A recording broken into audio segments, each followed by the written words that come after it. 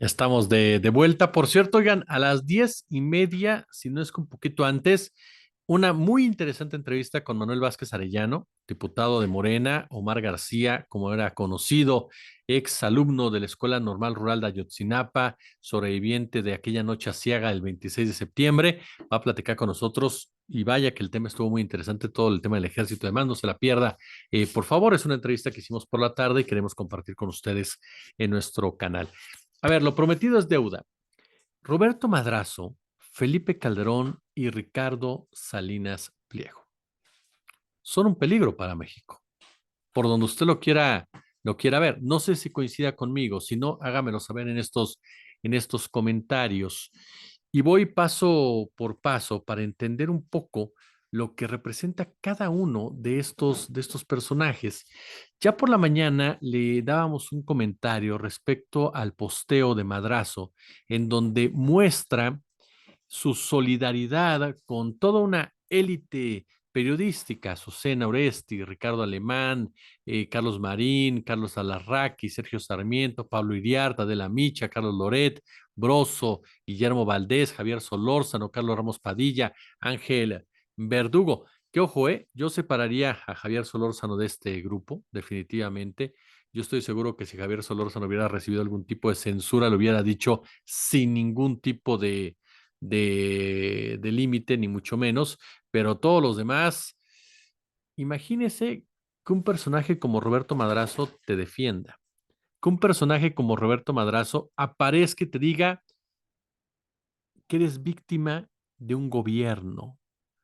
Dice en este post, usted mejor que nadie debería saber que para que el periodismo cumpla su función de informar y desarrollar el debate público, no puede alinearse al poder ni a ningún partido. Su función es vigilar y criticar, no aplaudir.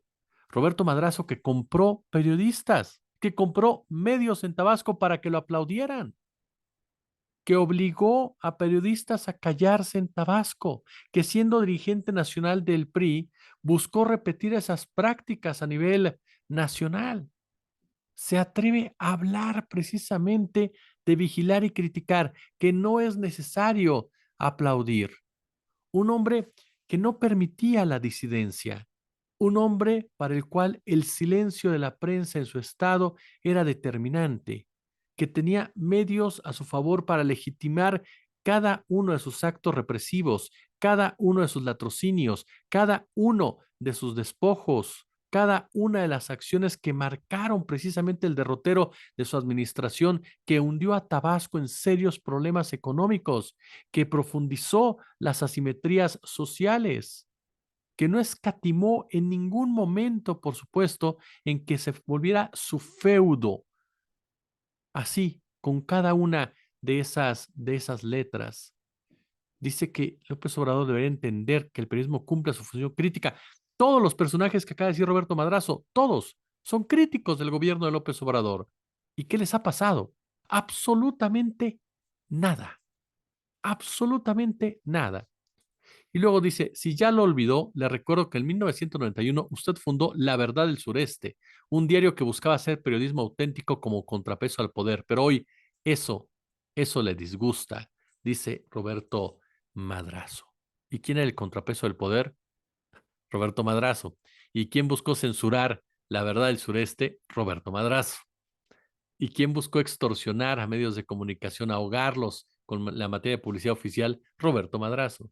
De verdad, cualquiera de estos personajes tendría que desligarse del espaldarazo de Roberto Madrazo, pero lejos de eso, se aglutinan a este tipo de personajes. Dice Madrazo, no es necesario que usted llame a pedir la renuncia de nadie, basta con que desde el púlpito de la mañana ataque a los periodistas para ejercer presión sobre los medios. Mentira, mentira, perdón, un dueño de un medio de comunicación no es, como lo quiere vender Madrazo, agachón, ni mucho menos. No con esta administración, tal vez con otras sí, porque sí les ejercían el poder completamente, pero son empresarios que saben moverse precisamente en esas aguas. Y no estoy defendiendo ni mucho menos, pero seamos honestos. Lo que está diciendo Madrazo es una enorme falacia. Está diciendo si el presidente critica en la mañanera, el dueño del medio va a bajar a un comunicador o comunicadora que le genera algún tipo de ingreso, que le genera poder, que le genera presencia. ¿En qué país vive Roberto Madrazo? Que no trate de engañarnos con este lenguaje completamente falaz de lo que pasa en la relación entre medios y poder. Y para colmo, ¿quién cree que respaldó a Madrazo? Felipe Calderón, que dice, la lista de periodistas y editorialistas que han salido de los medios se alarga, dice, que salieron de los medios. ¿De qué habla Felipe Calderón?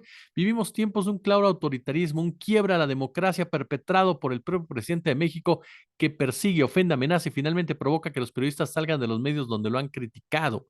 Felipe Calderón censuró a Carmen Aristegui. Felipe Calderón censuró a José Gutiérrez Vivó. Felipe Calderón censuró a Jesús Lemus. Felipe Calderón censuró a Alejandro Páez Varela. Felipe Calderón buscó censurar a muchos más. ¿De qué está hablando Felipe Calderón cuando dice que el gobierno quebró a la democracia? Que ha provocado que los periodistas salgan de los medios donde lo han criticado. Él lo hizo con Max Cortázar, que hoy es gente de Xochitl Gálvez. De verdad, qué nivel de cinismo. Ahora, vamos a ver. Dice él que han salido de los medios, ¿no?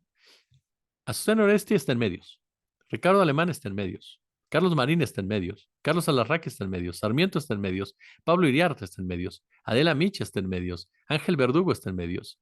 Broso está en medios. Carlos Loret de Mola está en medios. Carlos Ramos Padilla está en medios. Guillermo Valdés está, está en medios. ¿De qué está hablando el señor Felipe Calderón Hinojosa? ¿De qué? ¿Por qué no tiene el valor Calderón de preguntarle a Televisa, por ejemplo, por qué a lo mejor decidió terminar ciertas relaciones y descubrir que no es un asunto de presiones de Estado, sino otro tipo de razones? Por ejemplo, pero no se atreve Felipe Calderón a robar a Emilio Azcárraga, por ejemplo, ni siquiera a cuestionar al propio Ricardo Salinas Pliego. Que ojo, yo no he visto que Salinas Pliego baje a nadie por un tema de censura porque el Estado se lo pida, ¿no? Y sin embargo se ha hecho a un lado a comentaristas y analistas que de una u otra manera no pensaban igual que él. Entonces, a lo que voy es esto, y voy ahora con Ricardo Salinas Pliego, quien ha lanzado la amenaza, por supuesto, de demandar a todos aquellos que hayan participado en esta propagación de información relacionada con la supuesta quiebra de Banco Azteca. Yo se los comentaba en otra ocasión, incluso hicimos un TikTok también, de que jamás vamos a estar a favor de las campañas negras, ni mucho menos. ¿Por qué? Porque sobre todo en este tipo de casos, a mí no me interesa Salinas Pliego, me interesa la gente que sí se ve afectada, porque mucha gente, sobre todo de la tercera edad, se me acercó y me preguntaba si realmente sacaba su dinero de Banco Azteca, que estaban espantadas, si estaban muy nerviosas, si estaban pero muy inestables. Entonces, por esas razones que las campañas negras yo no coincido con ellas, vengan de donde vengan. Sin embargo, Salinas Pliego es un personaje que ha provocado este tipo de campañas y él protagoniza este tipo de campañas y él genera este tipo de reacciones y genera un escenario en donde se mueve como pez en el agua.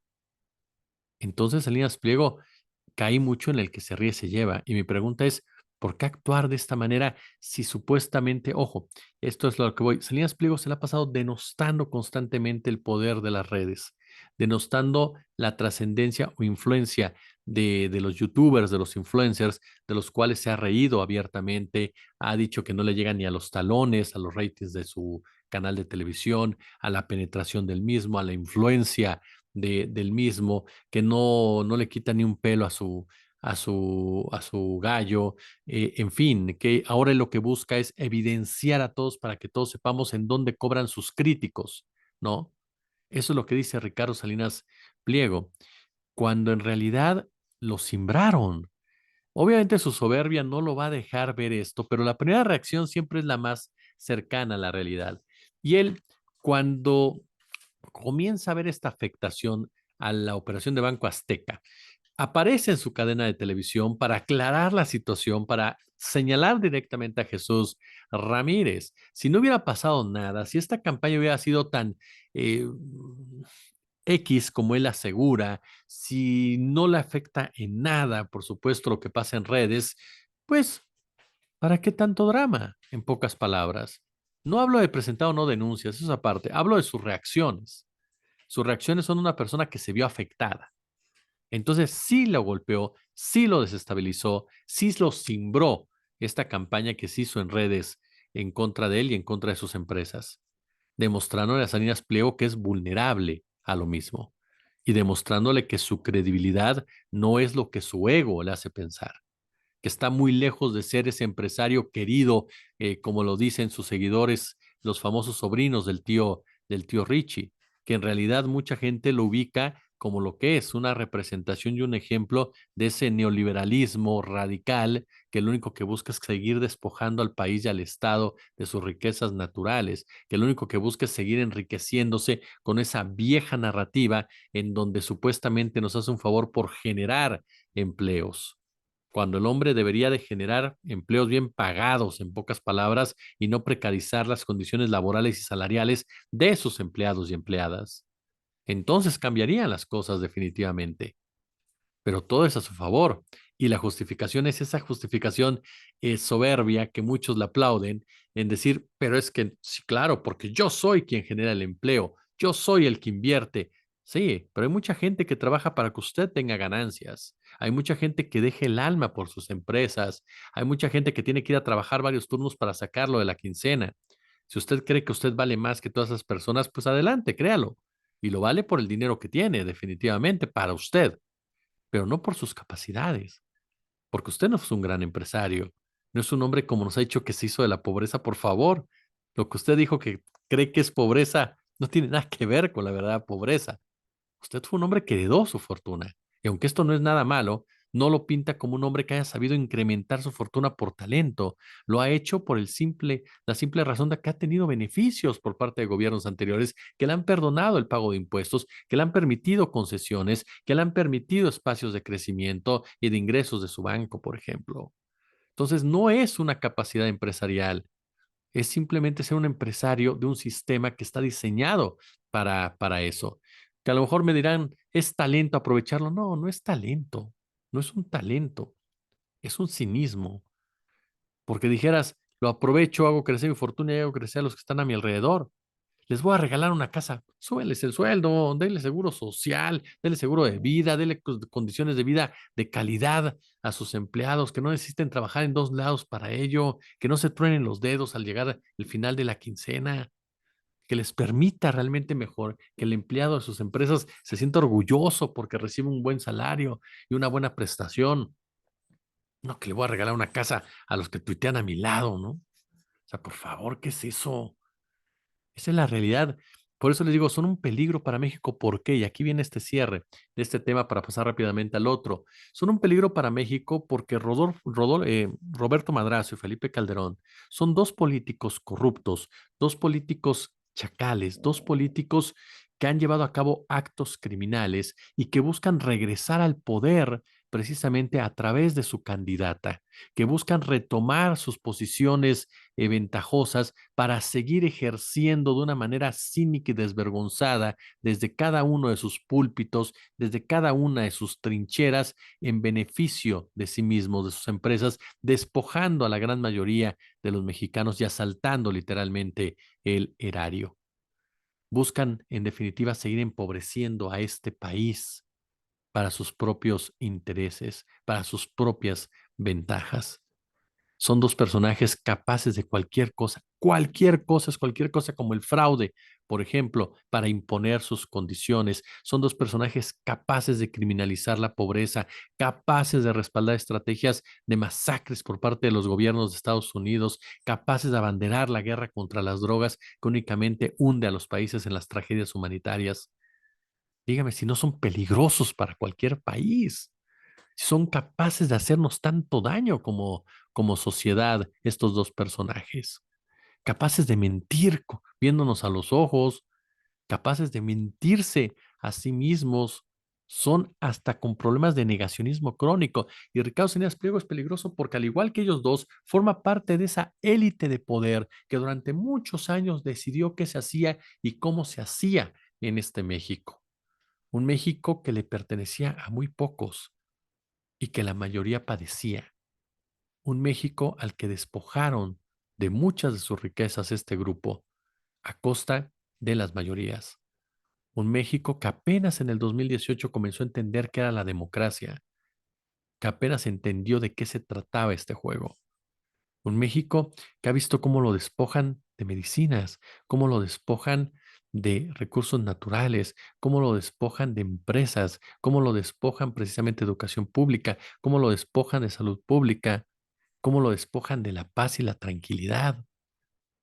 Y cuando aparece alguien que intenta revertir todo esto, aparece este grupo para tratar de quitarlo del camino y volver a situarse en esa situación, porque tiene una ambición insaciable, voraz completamente.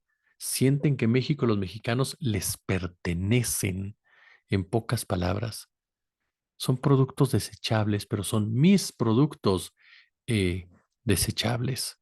Por eso son un peligro para México, porque los tres de una u otra manera están vinculados con personajes ligados al crimen organizado. Felipe Calderón, Genaro García Luna, Ricardo Salinas Pliego, Luis Cárdenas Palomino y el propio Genaro García Luna.